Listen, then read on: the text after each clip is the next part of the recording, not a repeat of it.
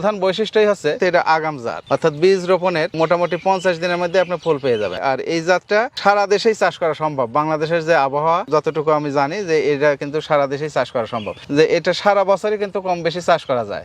এবং কেরালা জাতের আরেকটা বৈশিষ্ট্য, এর ফুলটা ঝরে কম, সিমের আকার আকৃতি অন্যান্য সিমের তুলনায় কিন্তু অনেক বড় হয়, বাজার মূল্যটা বেশি, কালারটা খুব সুন্দর। এটা 6 থেকে 7 ইঞ্চি একটা সিমের প্রায় দৈর্ঘ্য এরকম হয়ে যায়। আর একটা জিনিস আছে যে কেরালা সিমের বাজার কিন্তু অন্যান্য যে জাতগুলো চাষ হয় অটো সিম সেগুলোর তুলনায় এর বাজার মূল্যটা বেশি থাকে, সবসময় বেশি থাকে। আর একটা বড় বৈশিষ্ট্য, একবারে গাছের শিকড় থেকে শুরু করে উপর পর্যন্ত ম্যান হাইটে যে জাংলাটা করা হয়েছে এই গোটা জাংলাটাই সিমে ভরপুর। এরকম সিম অন্য কোনো জাতে কিন্তু আমি পাইনি। আমি বিভিন্ন মাঠ পরিদর্শন করি। আর এই সিমের আরেকটা জিনিস যে রোগ বালাইটা খুবই কম, বাজার মূল্যটা বেশি।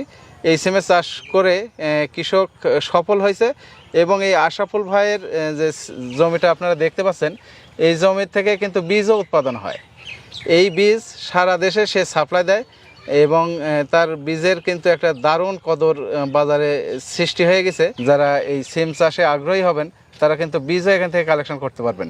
যেখানে অন্যান্য জাতের সিম চাষ হয় সেখানে অবশ্যই কেরালা জাতের সিমটাও সফলভাবে চাষ হবে। এবং একবার যে কেরালা জাতের সিম চাষ করবে পরবর্তীতে কিন্তু সে অন্যান্য জাতগুলোর প্রতি অ্যাভয়েড করবে এবং এই কেরালা সিমের প্রতি আগ্রহী হবে।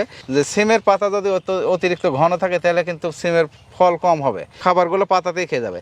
সেক্ষেত্রে রোগাক্রান্ত পাতা বলেন, ঘন পাতা বলেন, এগুলো কিন্তু ছিঁড়ে দিতে হয়। এটা হচ্ছে সিমের একটা প্রযুক্তি। আরেকটা আছে যে যখন সিমের আপনার ডগাগুলো হয় তখন একটার সাথে একটা পেঁচানো থাকে, এগুলো কিন্তু ছাড়াই দিতে হয়। এটা একটা সিমের পরিচর্যা, যে পেঁচ ছড়ানো, এই প্রযুক্তিটা হচ্ছে পেঁচ ছড়ানো প্রযুক্তি।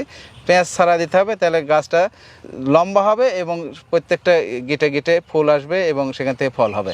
আপনাকে অসংখ্য ধন্যবাদ আমাদের মূল্যবান সময় দেওয়ার জন্য।